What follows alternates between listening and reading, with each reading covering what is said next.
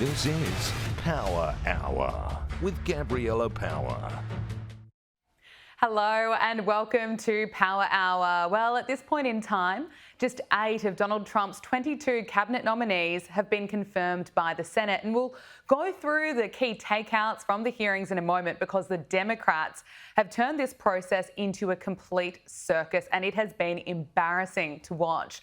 But Donald Trump is calling out the Democrats for delaying the confirmation of virtually all of his nominees. Donald Trump posted on Truth Social, no matter how good and well qualified someone is, they are taking the maximum amount of time for approval and laughing about it. Trump's nominees are so strong and they've been picked not just because they're qualified, but because they're going to shake things up. Whether it's Kash Patel for FBI director, who's been calling out the deep state for years, or RFK Jr., who's been leading the Maha movement, they are the Democrats' worst nightmares. So what have we been seeing on Capitol Hill?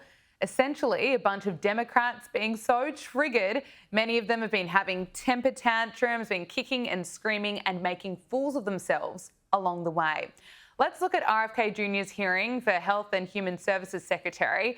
We know that he's an environmental lawyer, an ex-Democrat and the nephew of JFK, and he's been an advocate for more rigorous testing when it comes to certain vaccines. And the lefties can't comprehend something that makes a lot of sense. Here is Bernie Sanders losing his mind about whether RFK Jr. supports onesies for babies. We are selling what's called onesies. These are little things, clothing for babies. One of them is titled Unvaxxed, Unafraid. Your organization is making money selling a child's product to parents for $26, which casts fundamental doubt on the usefulness of vaccines. Can you tell us now that you will, now that you are pro-vaccine, that you're going to have your organization take these products off the market? Senator, I have no power over that organization. I'm not part of it. I resigned from the board. Yeah, that was just a few months ago. You founded that. You certainly have power. You can make that call. Are you supportive of this? I've had nothing to do with leadership. Are you supportive of these onesies? I'm supportive of vaccines. Are you supportive of these onesies? I mean, what a joke and a waste of time. RFK Jr. has made it clear he wants good science, and Bernie Sanders has shown the world he's lost the plot. As part of RFK Jr.'s Maha movement, he's promised to take on Big Pharma. So during the hearing, it was actually Bernie Sanders who was forced to explain the donations that he may have accepted. Bernie, the problem of corruption is not just in the federal agencies, it's in Congress too. Almost all the members of this panel are accepting, including yourself, are accepting millions of dollars from the pharmaceutical industry. Protecting their interests. Oh, I thought that would come. No. I ran for president like you. I got millions and millions of contributions. They did not come from the executives, not one nickel of PAC money from the pharmaceutical industry. They came from workers. In 2020, you were the single largest because I had receiver of pharmaceutical money. Oh, glad that Bernie Sanders cleared up that they were contributions before he clearly wanted to move on from that topic entirely. But lastly, on RFK Jr., here is Elizabeth Warren having a meltdown.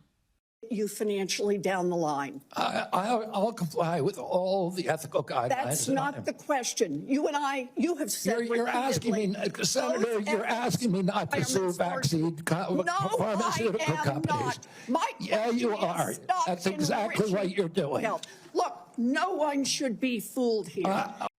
Oh, it's hard to watch. But look at how the Democrats questioned Kash Patel for FBI director. Here is Adam Schiff doing his best to attack Kash Patel for his connection to a song released by Capitol riot inmates. Turn around. I'm looking at you. You're talking to me. No, look at them. I want you to look at them if you can, if you have the courage to look them in the eye, Mr. Patel, and tell them you're proud of what you did. Tell them you're proud that you raised money off of people that assaulted their colleagues, that pepper sprayed them, that beat them with poles. Tell them you're proud of what you did, Mr. Patel. They're right there. They're guarding you today. Tell them how proud you are. That's an abject lie, and you know it. I've never never, ever accepted violence against law enforcement. I've worked with these men and women, as you know, you my entire glorified life, it in song, and I did Mr. not Patel. make a single dime out of In it. song. But throughout the hearing, Kash Patel dominated. On Joe Pack's podcast, he asked you, the Capitol Police in that fake January 6th committee, they didn't tell the truth, did they? Patel, no, not just them, many others. And lying under oath is a federal offense and they should be investigated for it. Do you believe that about the police officers? That's a general statement and a mischaracterization of what I said. I encourage you to read the rest of the interview. This is why snippets of information are often misleading and detrimental to this committee's advice and consent process. If you consent, I would love to have 5 hours of questions and then I could read the whole transcript. You've got 2 minutes. Ouch. Let's look at Pam Bondi's confirmation hearing for Attorney General, because the craziness from the Democrats just went up a level, and the way Pam Bondi was treated was appalling. It reached the point where she had to call out bullying. Senator, you were speaking. May I speak? You cut me off when I was speaking. When I ask you the next question, you can speak, and I hope you answer, Ms. Bondi. Well, I'd like to answer the previous one, Senator. When we met yesterday, you pointed your finger at me and said you were speaking. You did not seem to be familiar let me answer my question. I'm not going to be bullied by you, Senator the 14th Amendment of the United States of America, which was deeply disappointing.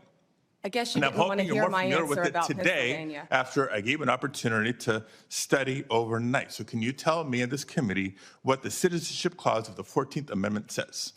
Senator, I'm here to answer your questions. I'm not here to do your homework and study for you. Now, throughout these hearings, the Democrats have shown that there's really no bar too low for them to go, and that was certainly the case when it came to Pete Hegseth's hearing.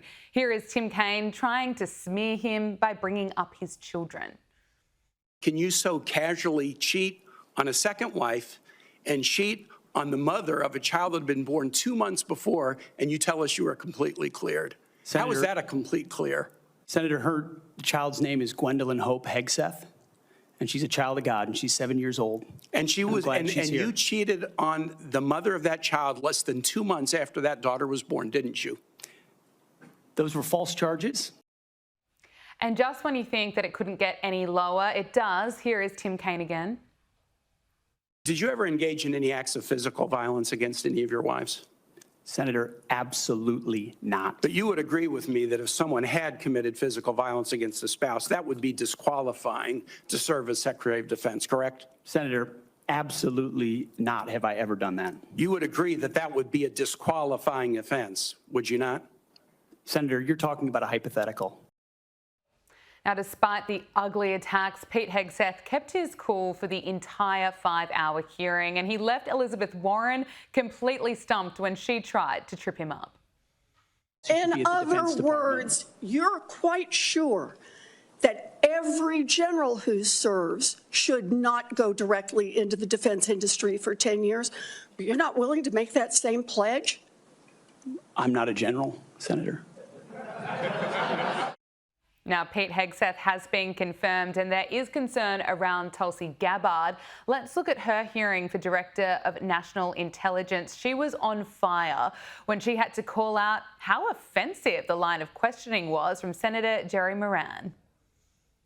Make certain that in no way does Russia get a pass in either your mind or your heart, or in any policy recommendation you would make or not make. Senator, I'm offended by the question because my sole focus, commitment, and responsibility is about our own nation, our own security, and the interests of the American people. And Tulsi Gabbard continued to shut down wild accusations, including those coming from Mark Kelly. My concern has to do with the tendency to repeat Russian and Syrian, and even in some cases, I think we'll get into in the closed session, Iranian information, and to discount what comes from our intelligence community. Senator, every American deserves to know that people in our own government were providing support to our sworn enemy, al-Qaeda. That should not be acceptable by anyone.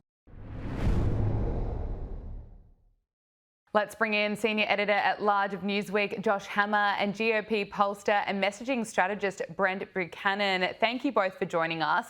This is the state of play at the moment. Marco Rubio has been confirmed to be Secretary of State, John Ratcliffe as CIA Director, Pete Hegseth as Secretary of Defence, Kristi Noem as Homeland Security Secretary, Scott Bessent as Treasury Secretary, Sean Duffy as Transportation Secretary, Doug Burgum as Interim Secretary, and Lee Zeldin as EPA Director. But many of the nominees are still yet to be confirmed. Josh, you've been following politics closely for a long time.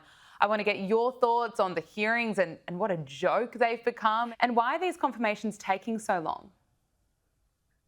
Well, look, Democrats are trying to gum up the works by whatever means necessary for the very simple reason that they have nothing else to do, Gabrielle. I mean, they don't have a substantive agenda. They don't even know what their agenda consists of right now. I mean, this is a party that is in about as deep as a disarray as they have ever been in their entire modern history. In fact, there was a recent Quinnipiac University poll, that's a reputable center-left pollster here in America, that showed that only 31% of Americans currently view the Democratic Party favorably compared to 57% of Americans who view the Democratic Party unfavorably. That 26-point underwater gap is literally the worst margin in the entire history of modern polling when it comes to Democrats. So they are in really, really bad shape right now. And I think you're basically seeing that in these hearings. They're basically just shouting at the nominees. They're spewing out a whole lot of nonsense because they're very frustrated and they don't really know what else to do.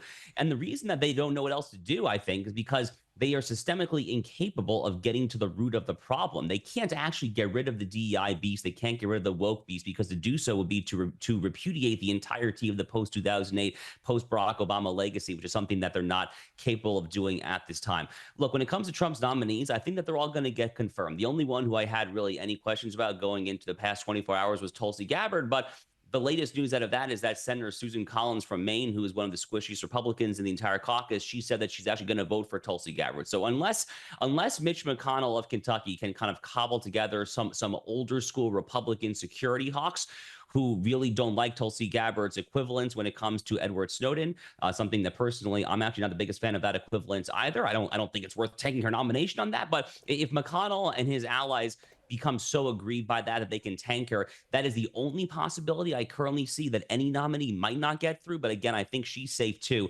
RFK Jr. is going to get through here. Pam Bondi is going to get through easily. I think Donald Trump's going to get his cabinet at this point. Okay, we're going to come back to Tulsi Gabbard, but Brent, what are your thoughts? Because it just seems wild to see some of the line of questioning from some Democrats. Pam Bondi had to accuse a senator of bullying her. Has this been, embarrassing for the Democrat senators and in the way they've handled these hearings? Well, the Democrats have absolutely no clue what their message is. We have a saying in American football called flood the zone, and that's when you put all the receivers out at the same time. And right now, that's exactly what Donald Trump is doing to Democrats. The second that they think they have a thread of messaging to pull on, like the Canadian and Mexico tariffs, then he puts out 6 more executive orders. And I think that's the exact same thing happening with these nominees too, is he was very wise to lay this out to where people like Kash Patel for FBI and Tulsi Gabbard for national intelligence, and RFK Jr. for health, 3 of what were considered the more controversial nominees, he put them all out at the exact same time. So Democrats couldn't just attack one, they had to attack them all. And therefore, it looks like they're just going after everybody with no cohesive message and no way to say that this is why Democrats are better or that we have a stronger stance than the Republicans do right now. Donald Trump has spoken about the confirmation hearings today, and he says that we need Kash Patel confirmed because he's the one who can fix the reputation of the FBI. Let's take a listen. We have to have pristine, beautiful, perfect law enforcement. Kash is the one to do it, and I hear he's doing very well. Kash will straighten it out. We have great confidence that we can make the FBI great again. Josh, talk to us about why Kash Patel is the one who will straighten it out, in the words of Donald Trump. Well, I think Kash Patel is the perfect pick to lead the FBI. I actually co-hosted an hour of Steve Bannon's War Room with Kash last summer while Steve was unfortunately away in Danbury Federal Prison. Kash and I had a great back and forth while co-hosting that show. I mean, Kash Patel is someone who has worked on national security investigations. He's worked on DOJ investigations. He is someone who is well equipped to restore public confidence in the integrity of the FBI. The FBI, Gabrielle, I think it's important to remember, is really the agency more than any other in the entirety of the United States government that is at the belly of the beast of what we now refer to as the deep state. When we use the term deep state, it's really the FBI, maybe the CIA and the NSA, but really the FBI more than any other agency that we're talking about here. Because what really, I think when this term started to take on its next level, it goes back to Crossfire Hurricane in the 2016 presidential campaign, when the FBI was used as a tool of partisan political warfare to spy on the Donald Trump campaign, to spy on Carter Page and George Papadopoulos. We all remember those infamous text messages from those FBI agents, Carter Page or Lisa Page and Peter Strzok, talking about how the FBI would be a fail-safe backup mechanism to throw that election to Hillary Clinton if, God forbid, the American people failed. And thank God the FBI failed in that respect, because Donald Trump became president in 2016. But the FBI needs to clean house, because American society fundamentally cannot function. We cannot actually function unless the American people have basic trust in the competence and the integrity of the federal law enforcement apparatus. You need to have some level of public buy-in there, or else things could really go downhill and start to unravel in a hurry there. I think Kash, because of his work, because of the way that he views January 6th, because of the way that he views Crossfire Hurricane, Jim Comey, Christopher Wray, he is the guy who I think is going to end the partisan weaponization of the FBI, and I look forward to him being the next FBI director. Brant, you've described him as one of the more controversial figures of all the nominees, but just how much can he really shake up the FBI if he is confirmed? Well, I think that's the question that a lot of Americans have right now. And the fact that so much has happened at the beginning of this Donald Trump administration, and that of those who have already been confirmed, what they've been able to do once they've got into these agencies, I really believe that Americans' minds are opening up to the fact that we actually can change the system. And if we can't change it, then we completely get rid of it, like USAID was announced today, taking that agency and fully putting it under our Department of State. And so people like Kash Patel probably had huge ideas walking into this, and maybe even doubted themselves how much they could accomplish. But watching Elon Musk and Doge and some of these other aspects of the Trump administration that are really delivering for the American people already, and wholesale changing how our government is run and how it's thought about, telling people that if you're going to get a paycheck, you better show up every single day for this paycheck, is that he probably, now that he's going through this confirmation, is realizing that he can accomplish pretty much everything that he had set forth in his mind. Yeah, and it's really interesting to see the new appointments are moving so fast to make big changes, including the new directive at the Pentagon. And this is to rotate all media outlets through the press office. So rather than having permanent desks for legacy outlets, which means removing some media organisations from dedicated office spaces in the Pentagon to make room for others. Josh, what do you make of this move? Well, this is part of a series of moves that the Trump administration is making, I think, when it comes to trying to prioritize newer media, podcasters, YouTubers, things like that. In fact, the new White House press secretary, Caroline Leavitt, in literally the opening minutes of her first press conference, which happened last week, she said that this is a White House that is welcoming in podcasters. She was encouraging podcasters, YouTubers, bloggers, Substackers to try to apply for press credentials there. So this is very much in line with that. It's also, frankly, in line with the campaign that Donald Trump and J.D. Vance ran. Donald Trump very effectively utilized alternative media, newer media. He went on Joe Rogan's podcast. He went on a lot of shows like that. And in fact, if you actually look at the numbers there, when you go to the top, let's call it 100 shows on YouTube there, the total number of hours logged on the top 100 YouTube shows that Donald Trump had on the campaign compared to Kamala Harris, I forgot the exact ratio, but it was like 50-1 or something crazy like that. He totally dominated her. And I think, frankly, that had no small role to play in his tremendous mandate victory back in November. So this is also a bit of an element here, I think, of rewarding those aspects of the media who helped deliver him a victory. Donald Trump loves giving out favors and rewarding those who helped him along the way. So I think there's a little bit of that going on as well here. But this is very much part of, I think, a forward-looking agenda that views the legacy media, frankly, as yesteryear's media and views podcasters, YouTubers, Substackers as the media of the future. Absolutely. It's interesting as well, Brent, because Trump made a point of this during the campaign, that the people that he has around him, the people he's nominating, are there to make big changes, because the way things have been running in America hasn't really been working, hasn't been helping the people of the United States. Now we're also seeing the potential scale down of the United States Agency for International Development, USAID. There are concerns that the agency has really strayed from its intended purpose of providing civilian foreign aid and is essentially using taxpayer dollars to go to waste. Secretary of State Marco Rubio says that he's now the acting director of USAID, and he's spoken about his frustrations with the agency. I mean, my frustration with USAID goes back to my time in Congress. It's a completely unresponsive agency.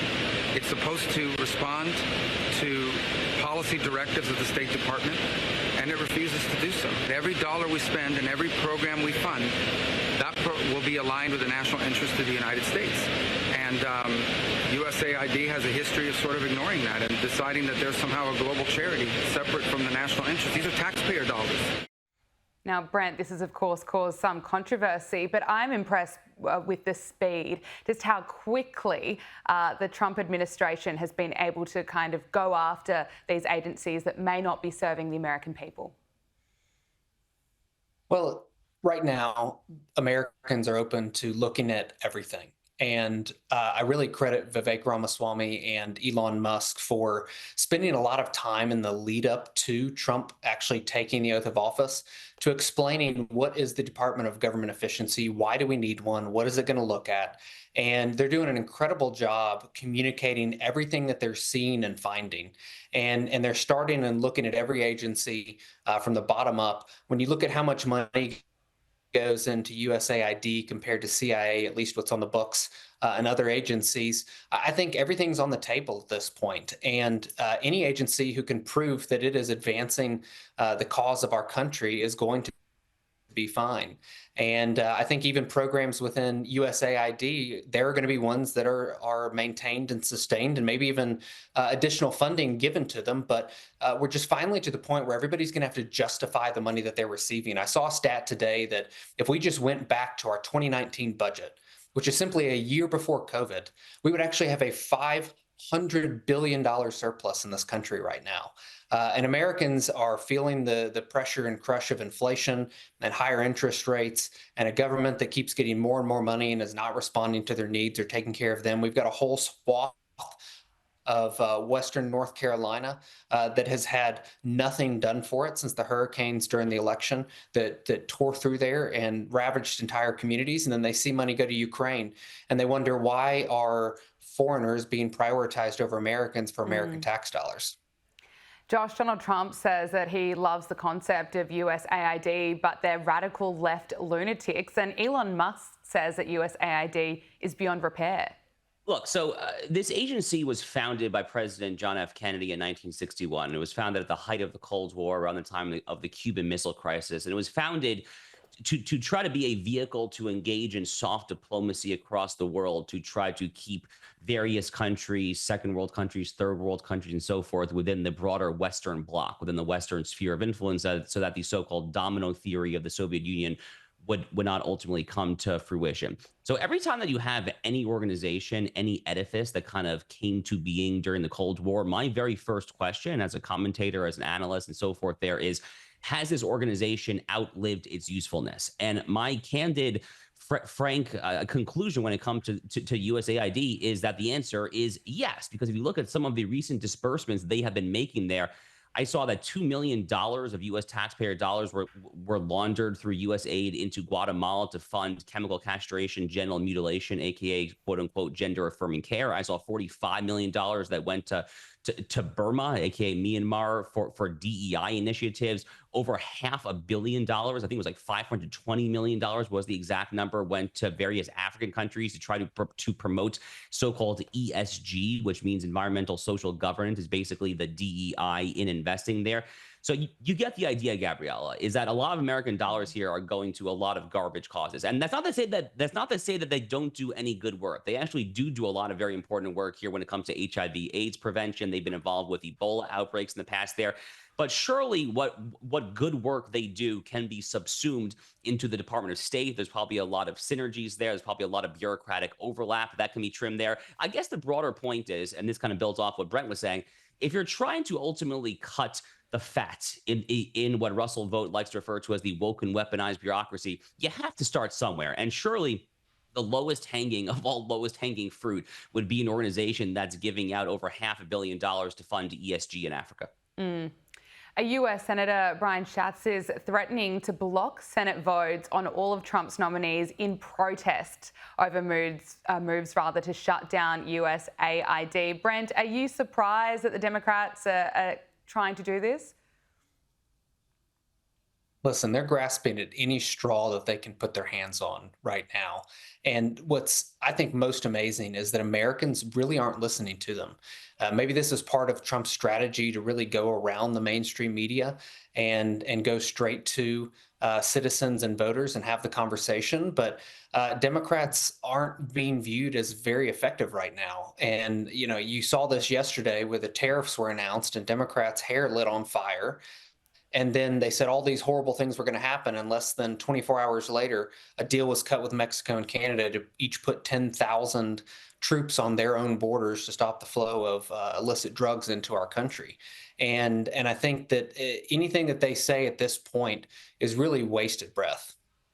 I want to get your thoughts on Tulsi Gabbard, as we've heard what Josh thinks that she will get through. There's an NBC News report that there is still growing concern around political circles that Tulsi Gabbard's nomination for Director of National Intelligence could be in trouble. Brent, what do you think her chances are?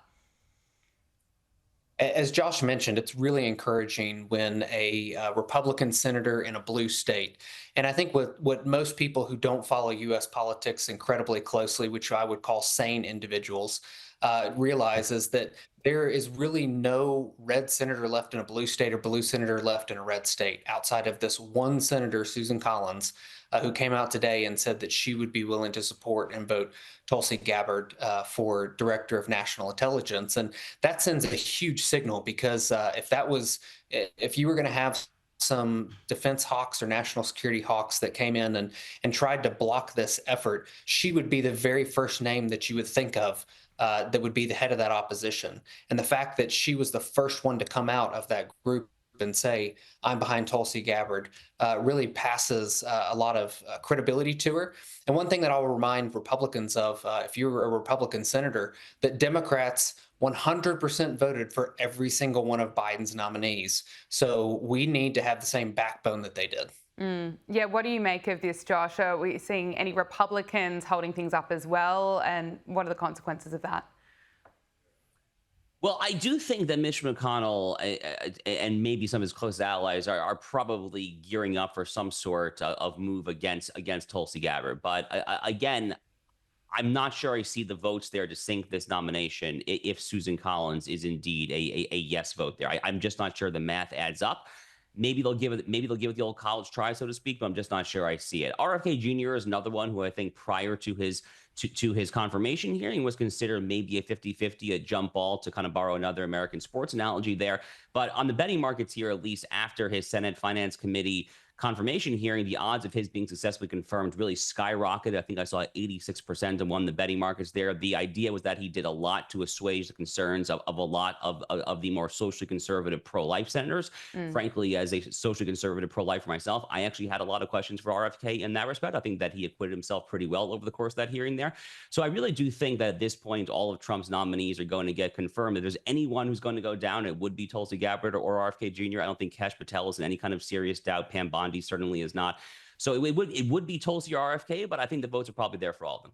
Senior Editor at Large of Newsweek, Josh Hammer, and GOP pollster and messaging strategist, Brent Buchanan, thank you so much for joining us.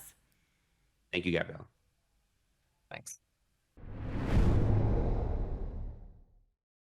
Let's bring in comedian Alex Stein. Alex, great to speak with you. Look, the Democrats are furious with the Trump administration's decision to shut down and seize control of USAID. There are concerns that the agency has strayed from its intended purpose of providing civilian foreign aid, and they're essentially wasting taxpayer dollars. What's your reaction to the events of the past 24 hours? Well, I mean, it's been an absolute slush fund that's now getting exposed. And I think Marco Rubio was right. When you really look into it, you know, some of the money was going to, a gender ideology in Ireland, all kinds of programs in all over the country, all over the world. It doesn't even make sense that we would waste our precious resources on basically indoctrinating the world into America's kind of perverted social justice programs that are kind of ruining our youth. So honestly, I'm so happy for this whole entire thing to get shut down.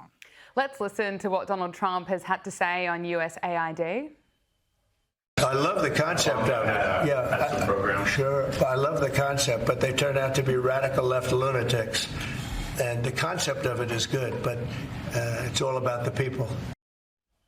Elon Musk claims that USAID is beyond repair. Some conservatives are labelling it a corrupt organisation run by unelected bureaucrats created to shovel taxpayer dollars to Democrat projects overseas. And that's the key part in this. This is taxpayer money. Oh, 100%. And that's the worst situation with all this. And even my cat is upset about it. Kyle, get out of here. Sorry about that. But yes, that's how frustrated we are here in America, is just seeing our money being wasted for, like I said, this is literal indoctrination. This is globalism. These countries don't need to learn how to do gender reconstructive surgery for children. That can just be a very small sect of people in California. We don't need to try to teach sex ed in foreign countries. That's just not our responsibility whatsoever. So I'm happy that Elon Musk is exposing this. And like Donald Trump said, listen, I am about helping other countries, especially countries in need. But teaching children, how to get gender reassignment surgery or giving countries, money to throw pride parades or whatever weird social justice programs that this program is trying to spread across the world, it doesn't make sense. It's a waste for them and it's a waste for us.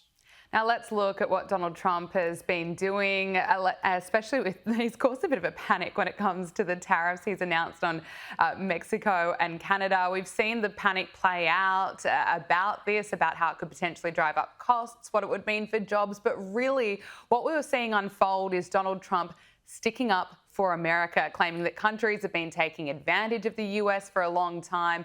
And his focus is about getting fentanyl out of the country. Well, today, Trump announced that the tariff with Mexico has been suspended for a month after a call with Mexico's president, who has agreed to place 10,000 soldiers on the border to stop drugs and migrants while negotiations continue. This certainly feels like a win to me. 100% this is a win. And it just shows you, just by Donald Trump being vocal about putting America first, it shows these other countries that we mean business and that Mexico wants to actually play ball and help us because they don't want to be taxed through the nose. So this is a brilliant move by Donald Trump. He's a guy that actually cares about America and wants to make this country great again. And so far, he's just, he's hitting home runs left and right. JD Vance has been so strong on this, as he always is. Here he is speaking to the media. The message from President Trump to the entire world is very clear. We are done being taken advantage of, and we have a president who looks out for the interests of American citizens. Thank God we do, and we're going to try to do it the best we can. Alex, it just brings me so much relief every time I see JD Vance addressing the media, because it just reminds me that there was a point in time where this could have been Tim Walz. Oh my gosh, or even Mike Pence. I mean, J.D. Vance is such an upgrade from both of those individuals. I'm so happy that Pence isn't on this ticket. He's totally become a traitor to the, whole Trump administration. But when you have J.D. Vance, you have to realize is that he sees what the American people want. And he realizes that he has a good shot of being the next president. So he's going to go out there and he's going to take this opportunity and he's going to try to do the best job that he can. And I think he's doing a great job by being so vocal. So listen, he's next in line. So he's going to try to probably invoke as much Trumpisms and try to be as vocal as Donald Trump is, because that's what the American people want, and that's what the American people need. Absolutely. Look, Trump's been in power for just 2 weeks, can you believe it? And his administration claims that border encounters have plummeted by 93%, which is, of course, a good thing, but it's not apparently if you're in Los Angeles, because on Sunday we saw hundreds of protesters flooding a busy LA freeway, causing major traffic delays in response to President Donald Trump's illegal immigration crackdown. The images of this are just insane. But Alex, you'll love this. There are now calls on social media for women to become Karens if they see ICE patrols, to essentially give those people a hard time. Here's this post that reads, "This is our chance to Karen for the greater good. Asked to speak to their manager, be relentless and be the Karen you were meant to be." I mean, come on, I can't believe it. They want illegal immigrants to stay in LA. Yeah, and it's just the virtue signaling is off the chart. But what really bugs me, though, is when you saw the footage from all these protests that just happened here in America, you see that they're burning American flags. They are just disrespecting America so much, and they're waving the flag of their home country. If their home country is so good and you're so proud of it, go move there. We don't even need you. I just don't understand why stay in a place like America if it's so oppressive to your people, because these people are lying. They're doing activism because they want more illegal immigration here. And what that does is that really, it makes all the people that came here and did it the right way, that came here legally, it just discredits everything that they did. And really, it's disrespectful to the people that came here and did it the right way. So these protests are only going to happen more and more, I believe. But I think this is kind of what we need. We all need to talk about this serious issue, that if you want to come to this country, you're more than welcome, but you need to come here the legal way so that we can vet you, so that we can know that if you have a criminal history, that if you did, or ever, committed a serious crime, I'm sorry, we don't want you here. And that's just the cold, hard facts. And I'm happy that this is happening so that we can actually make some changes and protect our border, and people like Laken Riley aren't viciously murdered, while they're out just getting gas. Let's check in on the Democrats. A new Quinnipiac University poll found that 57% have an unfavourable view of the Democratic Party. That comes as no surprise, but it appears that the Democrats haven't learnt anything. Here they are blaming racism and misogyny for the election loss. How many of you believe that racism and misogyny played a role in Vice President Harris's defeat? Okay. So that's good. You all passed. We're never going to hear the end of that, are we? This is just going to be their messaging for a long time. It is going to be their messaging, and I think that what they're going to do next, and I don't know if I'm 100% right, but they're going to put Gavin Newsom up because he's a white guy, and they're going to be able to say that he won't be a victim of racism or misogyny, which is just provably false, because if Kamala Harris was actually qualified, her being a woman would have given her an advantage, I believe, in this election. So it's just not true. The left has to make everything about race and gender truly being the racist ones, because when you justify and label everybody by their race or, DEI instead of having a meritocracy, this is why we don't have qualified candidates. And this is why the Democratic Party is literally dying, because Kamala Harris, nobody liked her. And they didn't dislike her because she was a woman or because she was ethnically ambiguous. They didn't like her because she was untalented, and she just cackled all the time. And she couldn't admit that even during her time as vice president, that their administration made any mistakes whatsoever. So people saw that she's a liar. That all got exposed and had nothing to do with the fact that she is a woman.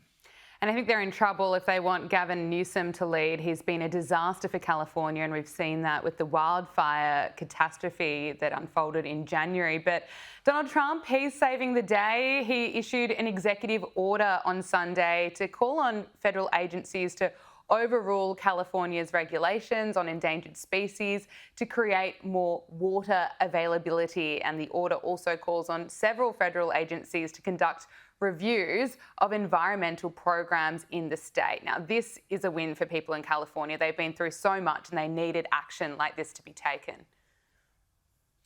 100%. And, it's not just the water. And, it is kind of sad that some fish are probably going to have their habitat affected. But trust me, for the hundreds of thousands of people that were displaced in California, they need the help more than a few thousand fish. And I'm not trying to be insensitive, but that's why California is so insane. They would rather protect a fish that nobody cares about than protecting their own citizens. And it doesn't just start with the water issue. They need to do controlled burns. They need to go get dead debris that's over 6 feet tall. There's a lot of protocols that the government of California and Gavin Newsom were not following in order to stop a wildfire. So Donald Trump will literally now start a fire underneath California to go fix all these issues that should have been fixed. It doesn't make any sense that reservoirs didn't have water in them, or that they didn't have enough fire trucks, or that the fire hydrants weren't usable. None of that makes sense in a first world country and first world city like Los Angeles, arguably one of the biggest cities in the world.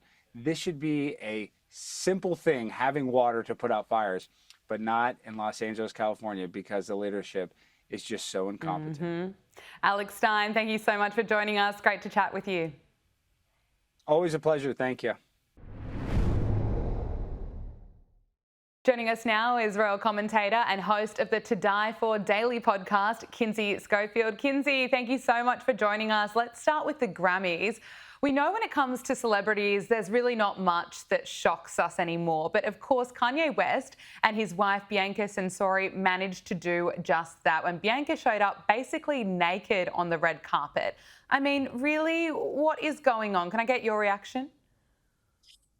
Well, Kanye unfollowed everyone except for Taylor Swift right before the Grammys. Obviously, this is all a PR stunt. I think the real question that we're asking ourselves here in the States are, is he struggling with his lack of relevancy, or is this, another decline, another sign of a decline in his mental health? I can tell you that the shocking antics at the Grammys could potentially cost him a $20 million international concert deal, because those investors, after seeing that display, are now considering pulling out because, is this person somebody that they can trust with their money? And I think there'd be a lot of support for those investors pulling out of the deal they had with Kanye West, because I don't think anyone is really happy to see a stunt like that being pulled off at the Grammys. But what was the highlight was Joy Villa making sense at the Grammys. Let's take a listen to what she had to say. I'm a Latina. My family came from this country to this country legally, and I love to see rapists, human traffickers deported. I don't want to see them here. I want us to be free for all colors, for all people. Like, that's what makes America great again. So we can create, so we can live. Like, as an artist, as a musician, I want to be able to walk at night and not think that I'm going to get killed by an illegal alien. That would have triggered some liberals at the event. It would have. And, it surprises me. She's talking common sense right there. And very similar words came out of Barack Obama's mouth years ago and Hillary Clinton. And those celebrities that would have been triggered told us to vote for those people. So it is unfortunate that somebody stands on a red carpet in Hollywood and talks common sense and has to be fearful of the repercussions. Well, the other big drama in Hollywood, it's been the biggest drama for some time now, and that's the controversy around Justin Baldoni and Blake Lively. Now, there's been an update. Justin Baldoni has launched a website dedicated to defending himself against Blake Lively's sexual harassment allegations, and it also links to a 168-page document detailing a timeline of relevant events related to the case, and it includes never-before-seen text messages. Kinsey, bring us up to speed.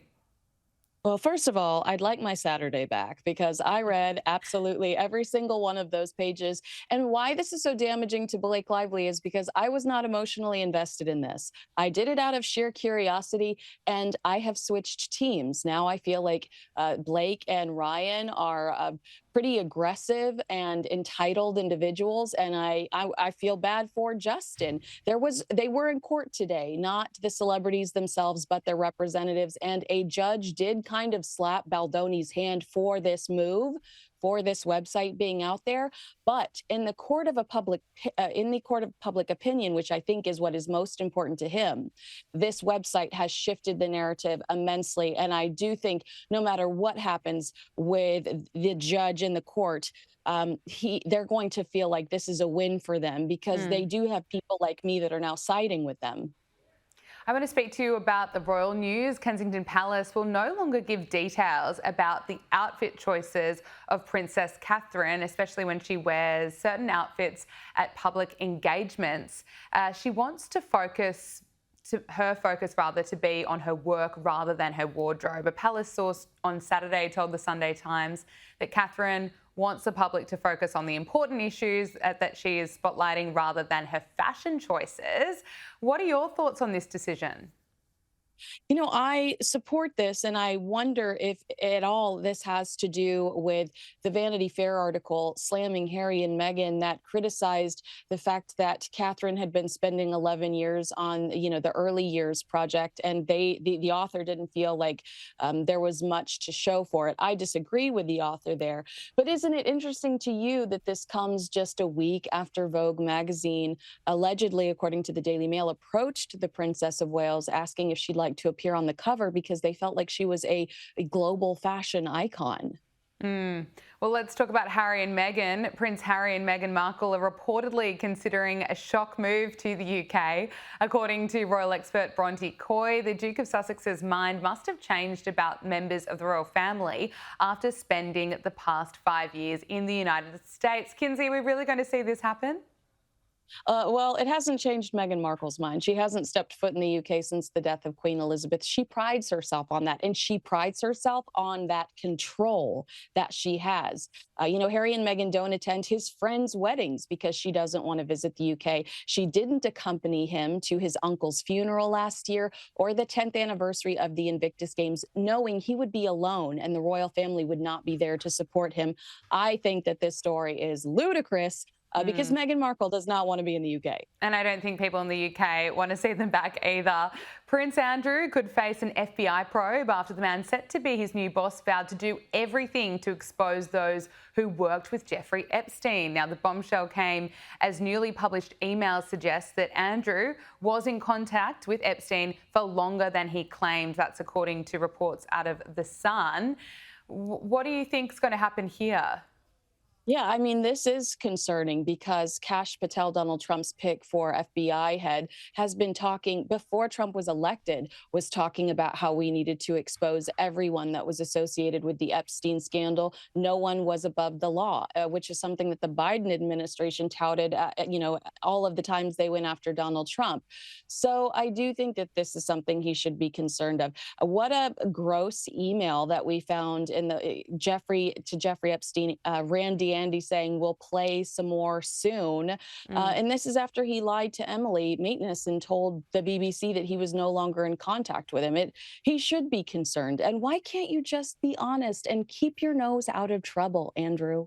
Absolutely. Kinsey Schofield, thank you so much for joining us on Power Hour. Great to speak with you. Thanks. That is Power Hour. Thank you for your company. Make sure you subscribe to Sky News Australia on YouTube.